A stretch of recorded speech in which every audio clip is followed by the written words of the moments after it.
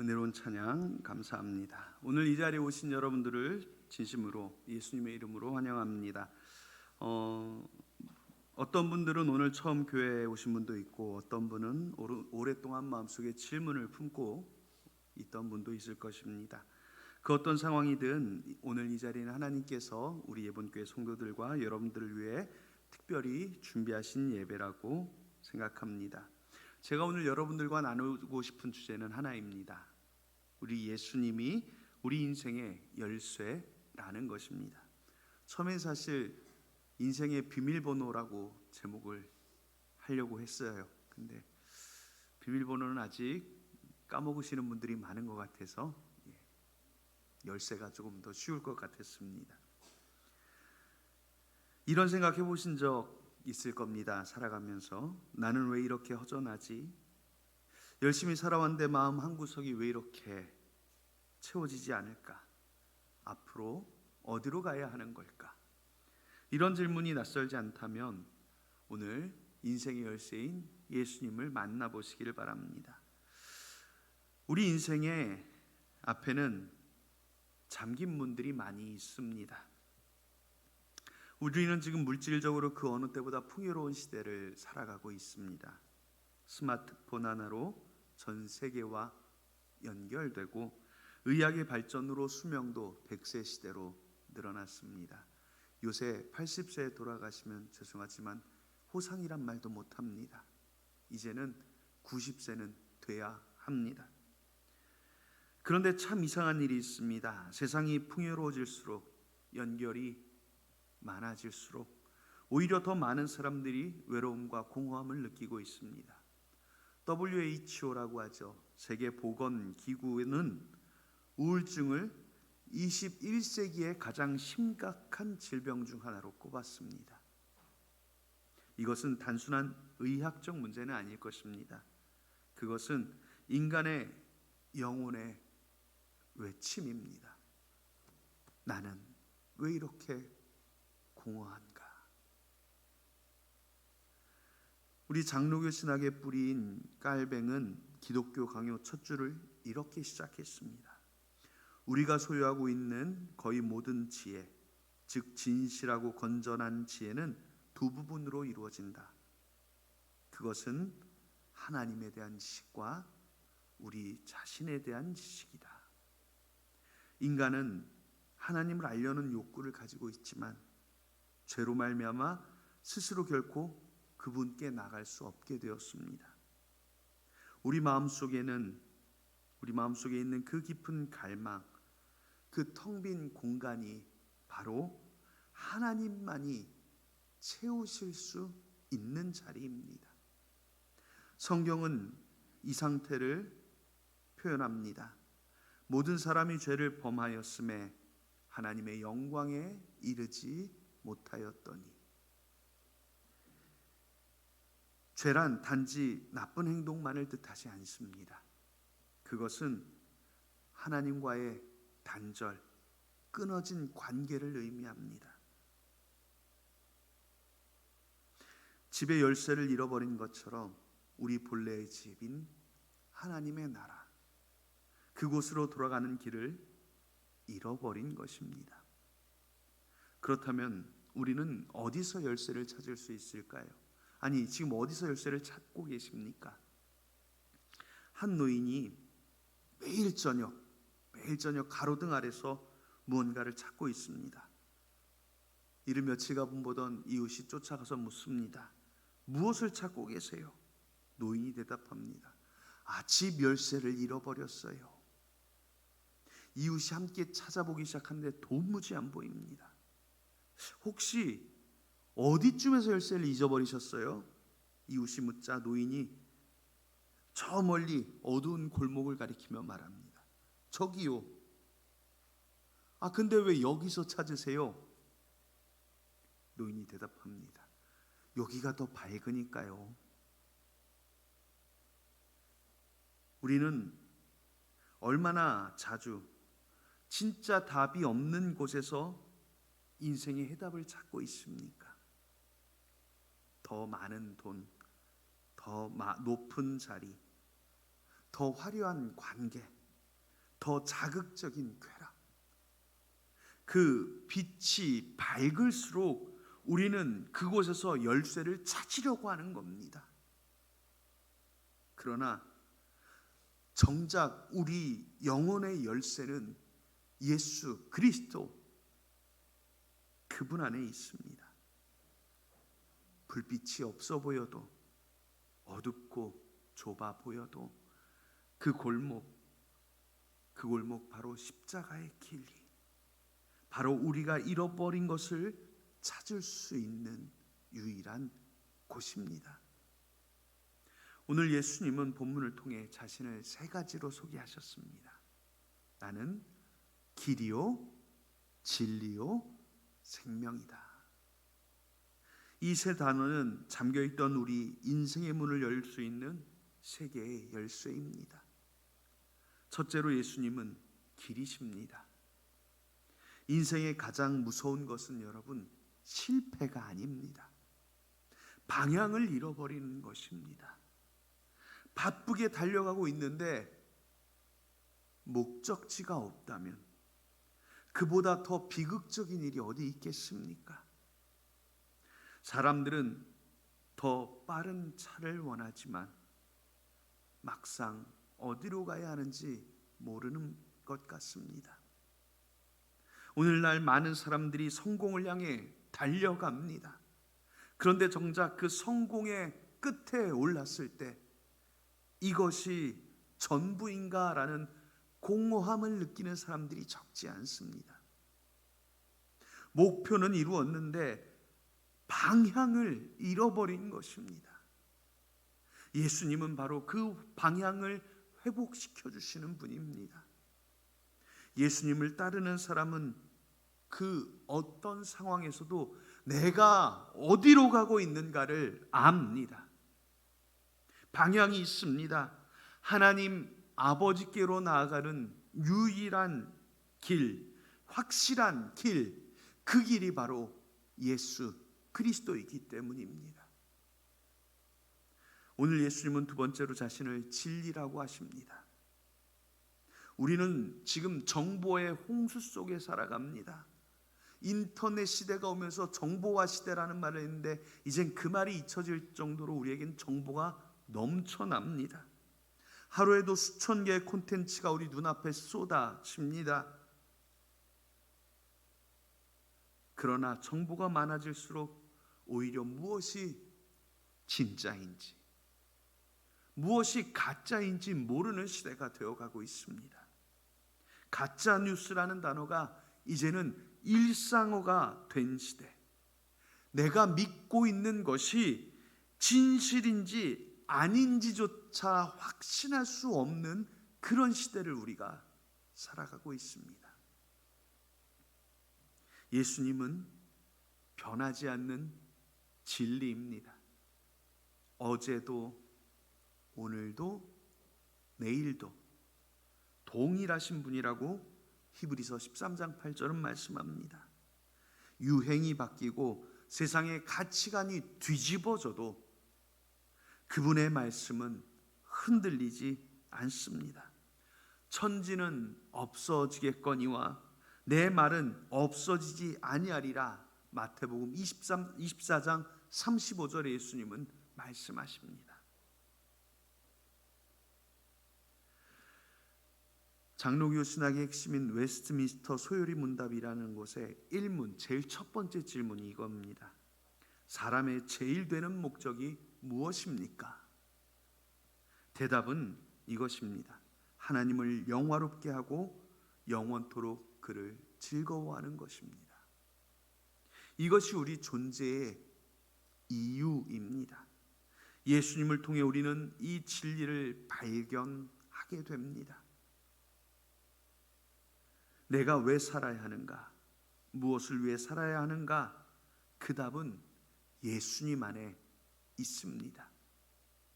예수님이 진리이심을 안다는 것은 단순한 지식적인 확신만이 아닙니다. 그것은 삶의 기준이 생기는 것입니다. 무엇이 옳고 무엇이 그른가? 무엇이 중요하고 무엇이 그렇지 않은가? 그것을 알게 되는 것입니다. 흔들리는 세상 속에서 흔들리지 않는 기둥을 잡게 되는 것입니다. 셋째로 예수님은 생명이십니다. 예수님이 주시는 생명은 단순히 오래 사는 것 아닙니다. 그것은 질적으로 차원이 다른 삶입니다. 요한복음 10장 10절에서 예수님은 말씀하시지요. 내가 온 것은 양으로 생명을 얻게 하고 더 풍성히 얻게 하려 함이라. 여기서 풍성이라는 단어가 중요합니다. 헬라어 원어로 페리소스라는 단어인데 이것이 넘쳐 흐르도록이라는 뜻을 가지고 있습니다. 기대를 훨씬 뛰어넘는다는 의미입니다. 예수님은 겨우 버텨내는 삶이 아니라 풍성하게 넘치는 삶을 약속하셨습니다. 그것은 외적인 조건과 상관없이 우리의 내면에서 솟아나는 생명입니다. 또한 예수님이 주시는 생명은 이 땅에서의 삶으로 끝나지 않습니다. 요한복음 11장 25절에서 예수님은 나는 부활이요 생명이니 나를 믿는 자는 죽어도 살겠고 무릇 살아서 나를 믿는 자는 영원히 죽지 아니하리니 라고 말씀하셨습니다. 죽음 넘어 이 영원한 생명, 그리고 지금 이 순간부터 시작되는 풍요로운 삶, 이것이 바로 예수님이 저와 여러분들에게 주시는 선물입니다. 한 오래된 호텔에서 일하는 청소부가 있습니다. 그는 매일 수십 개 방을 청소하기 위해서 수십 개의 열쇠를 들고 다녔습니다.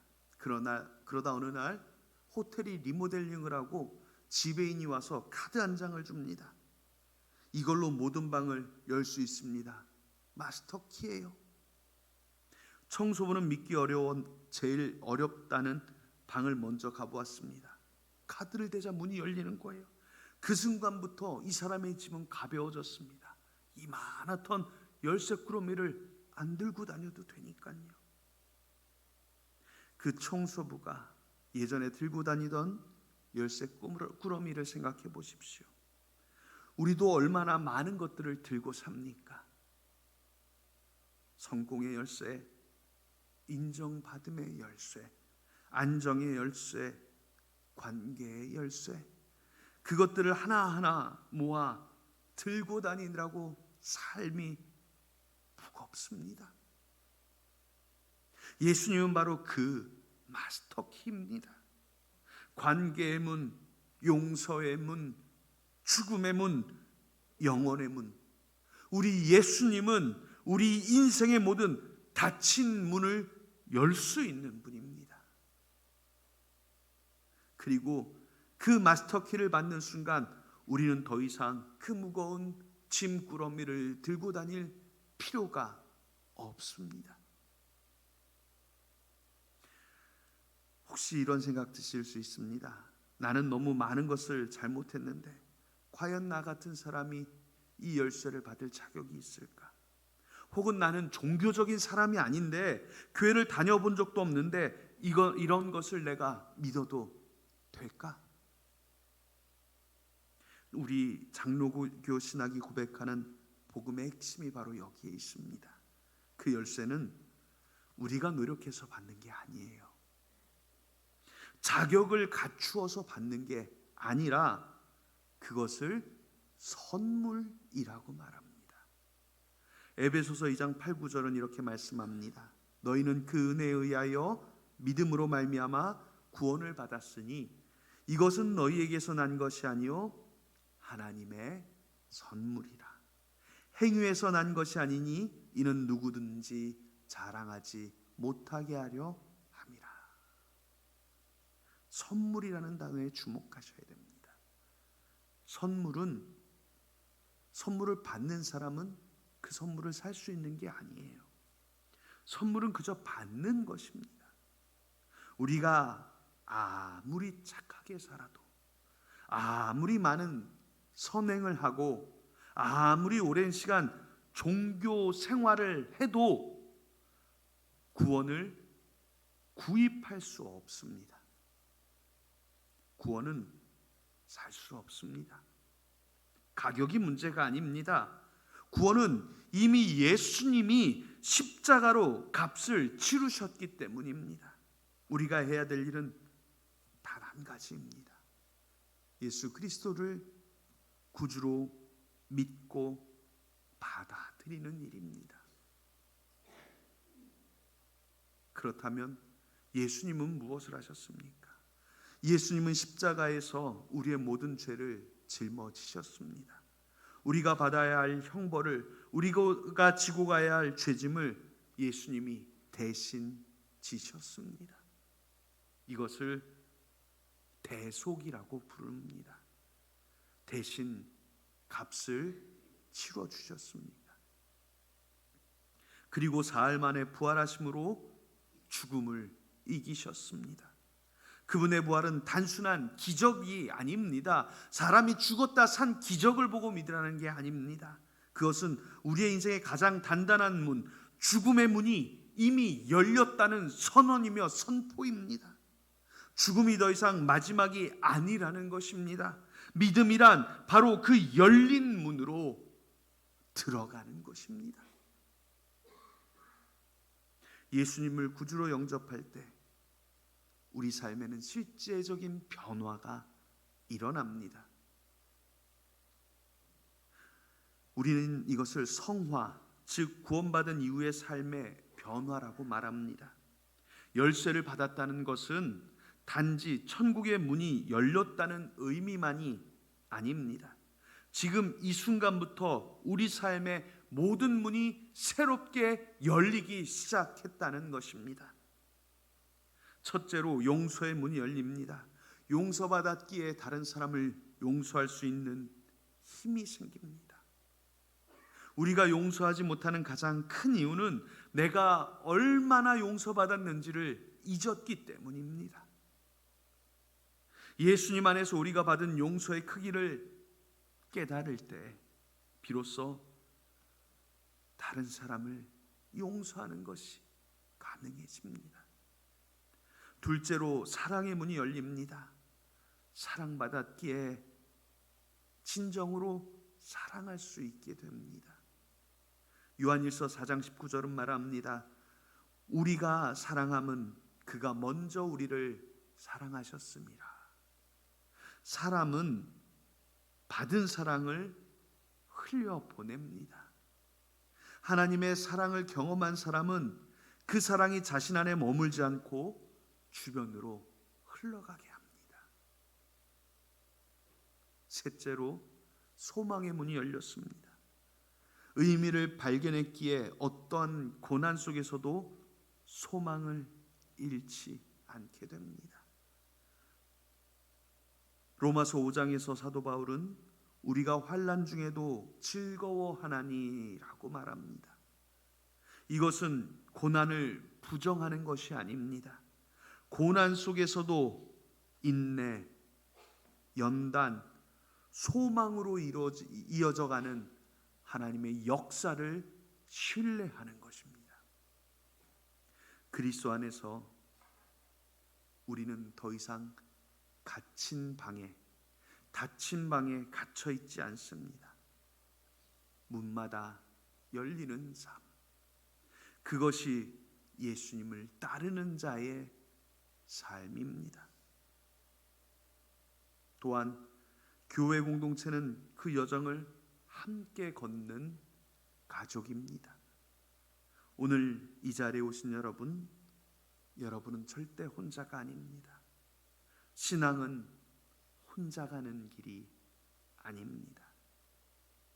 하나님은 우리를 교회 안에 두시고 서로가 서로의 힘이 되어 걸어가도록 설계하셨습니다. 우리는 함께 예수님 안에서 성장하고 넘어지면 서로 일으켜주며 기쁨과 슬픔을 나누는 교회입니다. 우리 예본교회 가족이 진심으로 여러분들을 환영하고 또 하나님 나라까지 함께 가기를 소망합니다. 오늘 설교를 마칩니다. 사랑하는 여러분, 오늘 이 예배는 우연의 자리가 아닐 것입니다.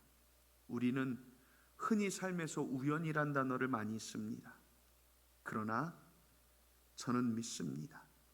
오늘 여러분이 앉아있는 이 자리, 이 설교의 자리에서 이 설교를 듣게 된 것에는 이유가 있다고. 하나님께서 오래전부터 여러분을 사랑하셨고 지금 이 순간에도 우리 모든 성도들의 이름을 부르고 계신다는 것입니다. 요한복음 3장 20절에서 예수님은 말씀하셨습니다.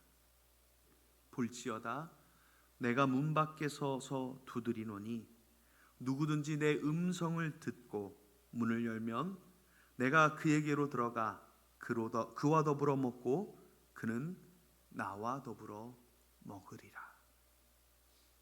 예수님은 지금도 여러분들의 마음 문 앞에 서서 똑똑똑 두드리고 계십니다. 그 문의 손잡이는 안쪽에 있습니다. 예수님이 강제로 여시지 않아요. 여러분이 스스로 열어드려야 합니다. 오늘 이 시간 우리 모든 성도들이 마음의 문을 열고 예수님을 평생의 구주로 영접하고 인정하고 예수님만이 내 인생의 열쇠라는 것을 깨닫게 되는 축복받은 성도들이 되시기를 예수님의 이름으로 축원합니다. 어떤 분은 이렇게 생각하실 수 있습니다. 좀 더 생각해보고 결정해야지. 물론 신중한 결정도 중요합니다. 그러나 때로는 결정을 미루는 것 자체가 하나의 결정이 돼요. 거절의 결정입니다. 오늘 지금 이 순간이 하나님께서 여러분들에게 주시는 기회일 수 있어요. 예수님이라는 열쇠를 손에 쥐는 순간 여러분의 인생에 지금껏 경험하지 못한 새로운 문들이 열리기 시작할 것입니다. 그 문들 너머에는 하나님의 사랑과 은혜와 평화가 가득합니다. 완벽한 인생이 보장되는 것은 아닙니다. 고난이 사라지는 것도 아닙니다. 그러나 어떤 고난과 시련 속에서도 결코 혼자가 아니라는 것을, 목적이 있다는 것을, 소망이 있다는 것을 알게 됩니다. 오늘 그 인생의 걸음을 인생의 열쇠이신 예수님과 함께 걸어가는 복된 성도들이 되시기를 예수님의 이름으로 축원합니다. 기도하겠습니다. 하나님, 우리가 오늘 인생의 열쇠이신 예수님을 바라봅니다. 우리 삶의 인도자이신 예수님을 바라봅니다.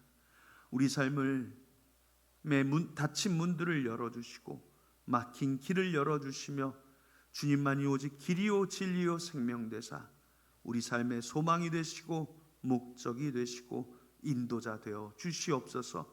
이 시간 함께 예배드린 모든 사람들 가운데 참진리신 예수님의 약속이 위로가 평안이 임하게 하여 주시고 평생에 예수님을 붙들고 살아가는 지혜를 덧입혀 주시기를 예수님의 이름으로 기도합니다.